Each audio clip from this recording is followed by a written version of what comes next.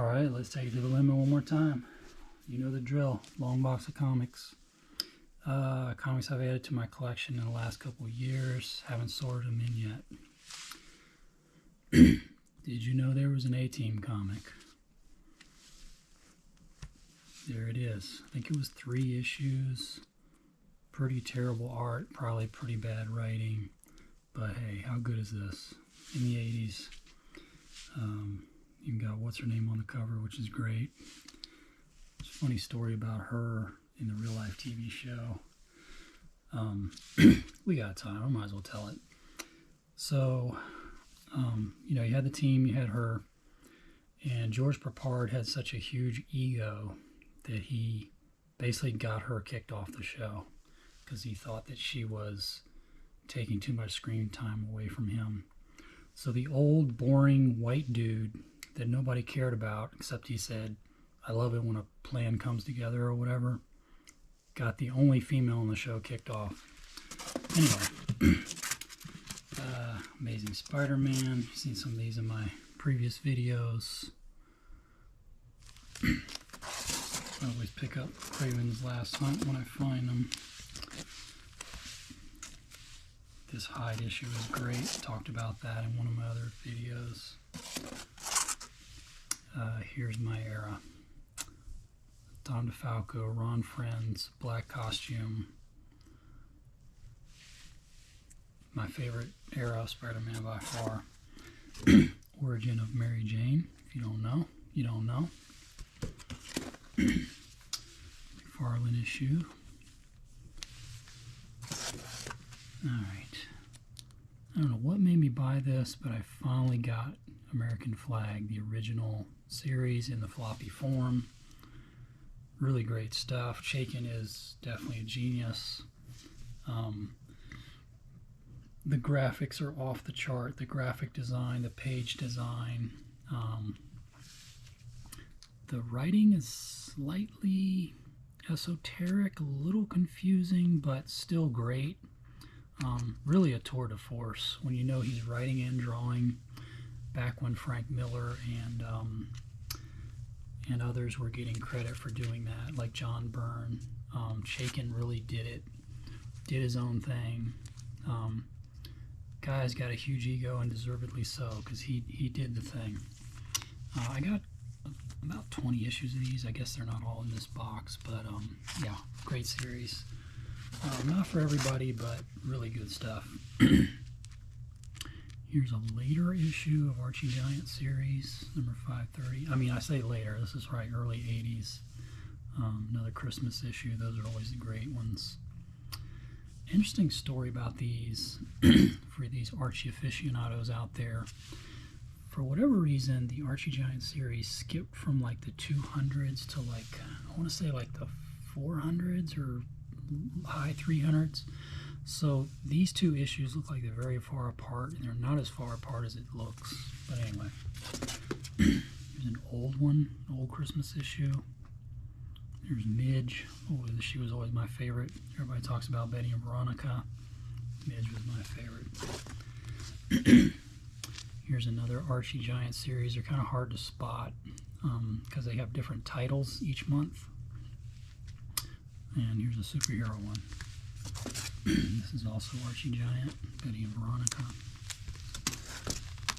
Alright, talked about this briefly in some of my other videos, but John Buscema, Roger Stern, did about a 45, 50 issue run in the 80s, mid 80s.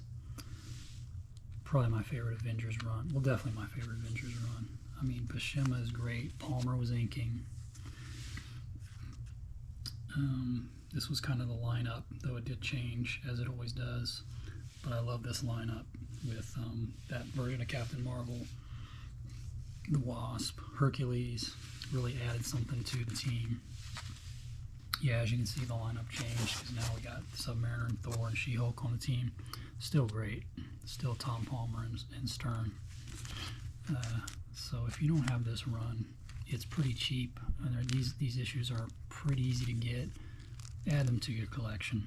How good is this? John Buscema, one of the best ever. Jarvis going ham on some robot. She-Hulk looking amazing because she's drawn by Buscema, inked by Palmer. Zeus is pissed off because Hercules died. Takes it out on the Avengers. Gotta read it to know how it plays out. Alright, so that's some of those. Again, these are just ones I'm trying to pick up, add to my collection, fill in holes. So rarely, unfortunately, in these videos that I'm doing now, you see like a full good run. But you'll see kind of spots of the kind of stuff I'm getting. And as you've already gathered, it's all old stuff. Here's Neil Adams Batman. I'm pretty sure he does interiors. It's hard to always know which ones he does the actual interiors on until you get them. But there's some good checklists out there, but they're not always 100% reliable. Marvel version of Battlestar. There's also a Treasury edition of this, which is probably worth getting. But I got the floppies. Those of you out there may or may not know Ralph McQuarrie, who designed pretty much every cool Star Wars thing you know. Also designed a lot of the Battlestar Galactica stuff. So he designed these ships, these Cylon ships. Most importantly, he designed the Cylons, which arguably are cooler looking than Stormtroopers because they're freaking chrome. All thanks to Ralph McQuarrie. How much of those movies would be just B-level garbage without the designs, the character designs, the villain designs, the ship designs? I could do a whole video on that. But yeah, Battlestar, most of these are in pretty decent shape. Trying to put together a run of that. Talked about this in another video, so I won't go into it, but I love these Betty and Me's where it's like a kind of a weird adventure instead of just straight gags like it usually is. Neil Adams, Brave and the Bold, ratty condition, but I don't care. Talked about these in another video, but if you don't know about the Mike Zeck run on Captain America, probably one of the best eras of Captain America, maybe the best. Writing is not super great, but it's definitely solid, and the art is, of course, beautiful. Zeck and John Beatty, I think, doing inks. Did about, I don't know, 30, 35 issue run. Starting at 258, going to like 289. So I'm trying to get a full run of these together. Cartoonist Kayfabe Illustrated, great book, great team that did this, great tribute to two guys who probably done more to be ambassadors for the comic book medium. Thousands of hours talking about art, talking about the comics, the history, the artists you love, the writers you love, going through it, documenting it, and this is a tribute to them. Can't say enough about that. Alright, there's a long story on this. I don't know if I can make it brief or not. These classic Star Wars, I picked them up because you got Al Williamson art, which is maybe the best illustrator, one of the best. So these are reprinting the newspaper strips that Williamson did, but so it's a mixed bag because they're adding color, they're changing panels around because obviously they can't just present the strips as they were. So in a way you're not getting the original stuff, but in a way you're getting a enhanced version. But they are changing what the it's not the exact layout of the original strips. But still, Al Williamson art, I think he went in and did the coloring. So these are definitely worth getting. Cloak and Dagger. I was collecting Spider-Man at this time, so this team was super important to me. Didn't realize until recently that they had such amazing artists on Cloak and Dagger. They had Rick Leonardi, and then they had, if I Brett Blevins, who is almost as good. So even if you think this is a corny team or they don't appeal to you art-wise, these books are top-notch. I mean, this was definitely a B-level team at the time, kind of a weird team, but what amazing artists they had on it. John Buscema Conans, you can never go wrong with these. You know, it's barbarian stuff. It's not Shakespeare, but you got Buscema art, beautiful women. And you can get these cheap. Like, the prices on these have never really gone up. Cheaper than a modern comic, if you think about it. Buscema did a huge run on these, starting in like the late number 70s or so, all the way through like 200 or something. Just an insane run on these. I think some of these are reprinting like the Savage Sword stuff, although some of the Savage Sword stuff's kind of like nudity in it and stuff, so they couldn't reprint those, but still, crazy, great run. An old Daredevil, I don't even remember getting this, so it must have been pretty cheap, because it's not Frank Miller or anything. Here is a Frank Miller. This one's a little harder to get because it's the white covers, and the black covers sometimes show more dings and stuff. Great cover, Frank Miller. It's funny that Daredevil Dark Knight comes right after Daredevil, if you do them alphabetically that way. New Defenders. So this was a weird team, but I started collecting these, or so I got back into comics when this was out, right around, you know, this issue or so. So these comics kind of etched in my brain. So recently I went back and said, you know, these are pretty cheap. I'll go back and try to get some of these. I don't want the whole run of a Defenders. This later era, what they call the New Defenders, you can see the team is pretty weird. They got Gargoyle, they got Valkyrie, but as you can see, some of these cover art is just insane and great. Unfortunately, the interior art's not as good, but yeah, just an offbeat, weird lineup, which I always like. You know, I don't always go for like the super popular characters, so I like the offbeat nature of this. It got canceled, I think, at issue 150, so these last like 25, 30 issues have a soft spot in my heart. Here's a beat up Neil Adams Detective, Fine by Me. I got a real copy with all the good ads, the letters pages, all that. Obviously, I can't afford the first Man Bat, so here's a facsimile edition of that one. Here's a Man Bat appearance, which is also a little more expensive. If you've seen my other videos, you might be getting tired of seeing G.I. Joe, but whenever I see these and they're affordable and they're in nice shape, I get them. October Guard. Here's the yearbook. I talked about this before.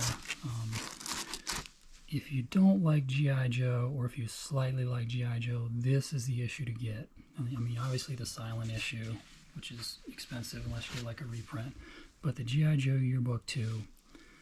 Got a story by Michael Golden, as you can see on the cover. Amazing. Beautiful art. I think he does the whole thing. I think he inks and colors it. So G.I. Joe yearbook number 2 is the one you want. Number 1 doesn't have any golden art. Number 3's got some weird wannabe silent issue. Number 2 is the one you want. Tom Scioli GoBots. There's a ratty copy of a pretty good key, but I probably got this at a decent price. I don't know if it shows on camera, but it's even got like Scotch tape on the edges and stuff, so Fine by Me, I've got a real copy of it. Alright, bear with me while I resort real quick so we can go through the rest of these. And if you've seen my other videos, some of these comics are going to be familiar. I've kind of been piecing these together, so Some of these ended up in multiple boxes. But there's always a few gems to look at, just like we saw with that G.I. Joe yearbook. Alright, let's make sure this is Sal Buscema art. Hulk. I think this might be a McFarlane issue, which are more expensive. This is the famous issue they covered on Kayfabe, where they went pure white with some of the coloring. My copy of it's not in the greatest shape, but pretty cool book. Talked about these in other videos. So this was one of the series, one of the Archie series, Life with Archie, where they did these like dangerous, suspenseful stories instead of like regular teen gag stuff. So I like the Life with Archie. I think the other one was Archie at Riverdale High. So I like those series a little more than like your regular Archie and Me and stuff. Yeah, you can see here it's like some suspenseful story. Stan Goldberg always drew those. This is a really old one. Madhouse Comics. Talked about these before. I like these because they're weird and different. A lot of Archie fans may have never even heard of these. So I like them. Yeah, you can see it's got some weird stuff. They're riffing on Atari. You got real people in there playing. But this is why I like them. Kind of a Mad Magazine light. Obviously not up to the skill level of the Mad creators, but kind of in that vein. Just kind of goofing around, coming up with crazy stories. Recently got some Marvel Ages. For folks that don't know, this was kind of a Marvel newsletter type thing, so it was cheaper than your average comic, and it was basically just promoting their own stuff. But it's a neat snapshot of history to see like what were they putting out. Like you can see here, at this time in the 80s, Void Indigo was about to come out. So at that time, nobody had ever heard of it. You get your copy of Marvel Age, you learn about it, maybe you buy it. So this is a wacky series that some comic shops charge a lot of money for these, and I don't know why. But anyway, I got a decent run of these. Here's the first Rocket Raccoon, or when he first got his first mini-series. Not to be confused with Marvel Fanfare. I think I got this just for Cloak and Dagger. This comic here was one of my first ever issues of Spider-Man. Marvel Tales. So whenever this came out, 77 or whatever, one of my first issues I ever had. Kind of a weird story. He's like semi-fighting against the Black Widow. Unfortunately, the actual copy of this, the Amazing Spider-Man copy of this, has like gotten expensive because it's like the first new Black Widow costume or something. But anyway, this was my very important comic to me. Black costume Spidey, very important to me. My first exposure to Taskmaster and also Nomad, so I love that comic. Talked about this in another video, but this comic is seared into my brain. This is where I became an Iron Fist fan. That was kind of the genius of Marvel Team Up. You'd be a Spidey fan, and you had no idea who Iron Fist or Nomad or whoever was. And it was a way to promote other characters. So it's kind of weird that, well, I mean, now it's complete hellscape, but it's kind of weird that they went away from that because it was a way to kind of put some other characters out there without giving them their own title.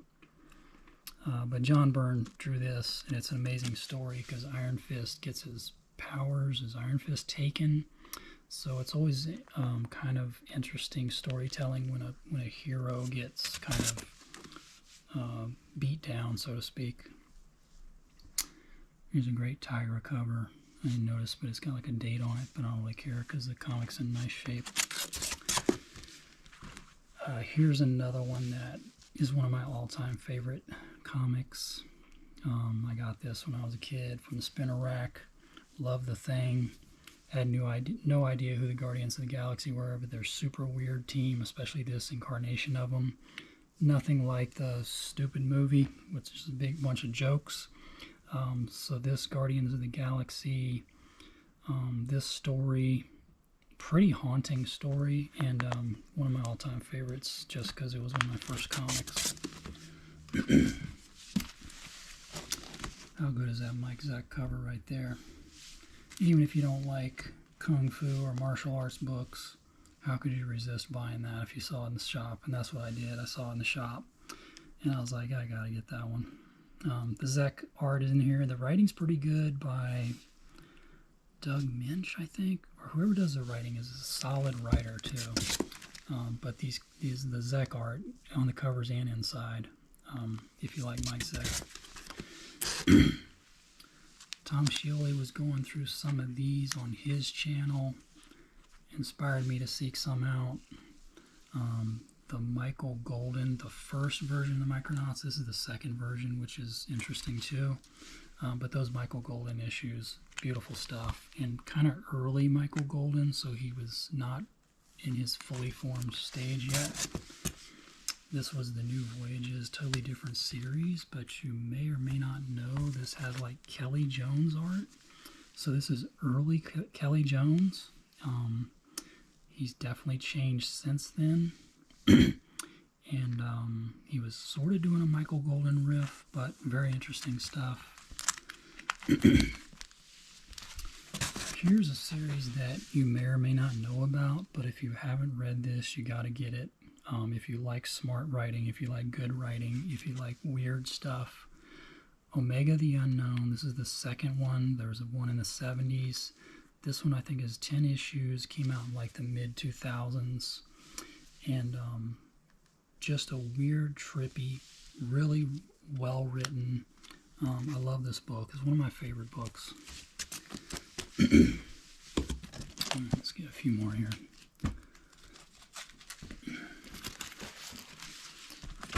I talked before about this. I didn't spend much time on it, but yeah, I like this era of Spectacular Spider-Man. Black costume, cloak and dagger, black cat. Good era. Here's the one shot. Kind of a serious topic, but it was a cool one shot that they did in the 80s. Spider-Man Power Pack. I think Burnley did the cover on this. He was doing a million covers back then. You saw this in one of my other videos. I got a pretty good run of Power Pack. Talked about it in my other video. People should not think of this as a kid's comic because the art in this is outstanding. Let me just pop it open real quick. I didn't spend much time on it.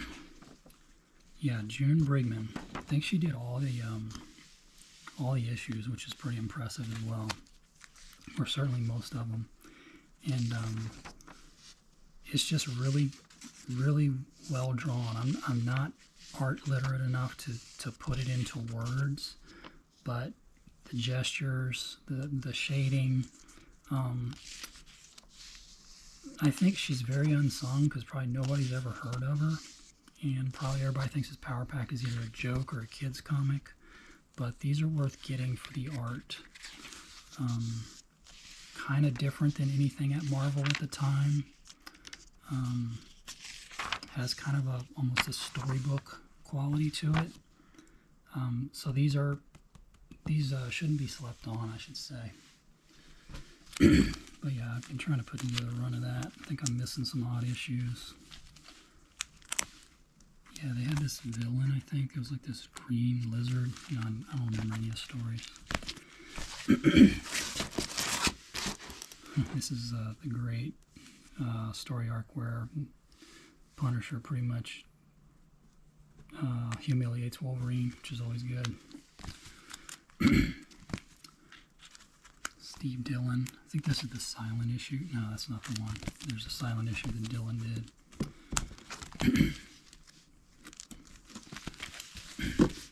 You guys know I'm an Archie fan and therefore Sabrina fan. Love the Sabrina books. They're pretty sought after, unfortunately, so I'd love to scoop them up when I can. Here's that famous Mobius Silver Surfer. I finally got my hands on this. They're a little rough shape.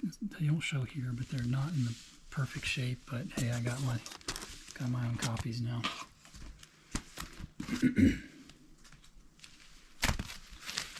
Few more to go here.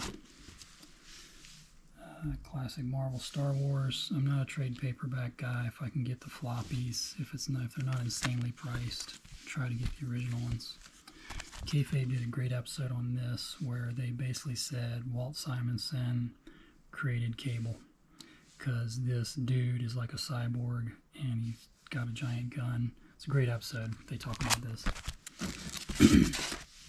John Buscema Tarzan. I still need to put together a whole run of this. You can see I've got some odd issues. Buscema on anything is great. I could go into detail on this, but I won't. Ultimates was a fun run. Movie fans may not know how much of the movies were inspired by this Mark Millar Ultimates run, both Volume 1 and 2. Uncanny X-Men. This is the era that I got back into comics. So I've been trying to pick up the X-Men from around that time. They're pretty affordable. This is a great iconic cover here. Great cover. This I talked about in another video. Amazing cover. Talked about V for Vendetta in another video. Possibly my favorite comic. Always get the singles when I can. Same with Watchmen. If I can get some singles, it's easier to pick up like 4 or 5 of them than a full set. So that's what I do. And eventually got close to a full set. John Byrne, West Coast Avengers was really outstanding.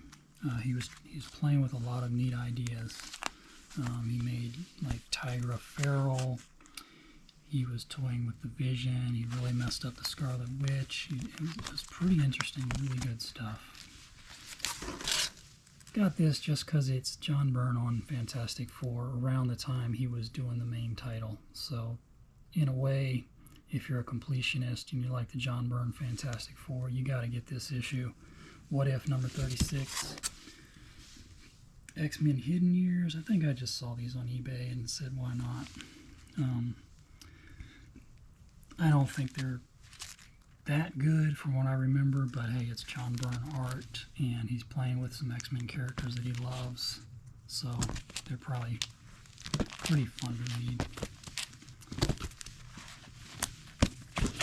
Alright, that's it.